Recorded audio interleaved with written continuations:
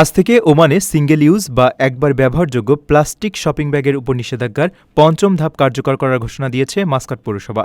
পরিবেশ দূষণ রোধ ও টেকসই অভ্যাস গড়ে তোলার বৃহত্তর লক্ষ্যমাত্রাকে সামনে রেখেই এই সিদ্ধান্ত নেওয়া হয়েছে।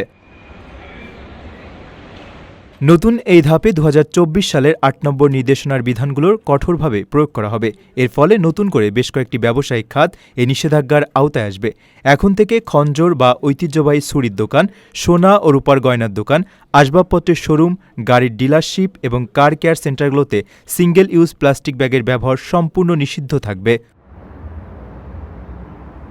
পৌরসভার পক্ষ থেকে জানানো হয়েছে, পর্যায়ক্রমিক এই উদ্যোগটি মূলত প্লাস্টিক শপিং ব্যাগের উপর মানুষের নির্ভরতা কমানোর একটি সুদূরপ্রসারী পদক্ষেপ। এর মাধ্যমে ভোক্তাদের পরিবেশ বান্ধব বিকল্প গ্রহণে উৎসাহিত করার পাশাপাশি পরিবেশ সুরক্ষায় ওমানের দীর্ঘমেয়াদী লক্ষ্যমাত্রা অর্জন আরও সহজ হবে বলে আশা করা হচ্ছে। প্রবাসীদের জন্য নির্মাণ হচ্ছে দেশের প্রথম স্মার্ট সিটি, যেখানে থাকছে স্কুল, মসজিদ, হাসপাতাল, সুইমিং পুল, হেলিপ্যাড, পাঠাগার, জিম, সুপারমার্কেট, শিশু পার্ক সহ সকল নাগরিক সুবিধা। মাত্র ৩০ লাখ টাকা বিনিয়োগে মিলছে আকর্ষণীয় ফ্ল্যাট।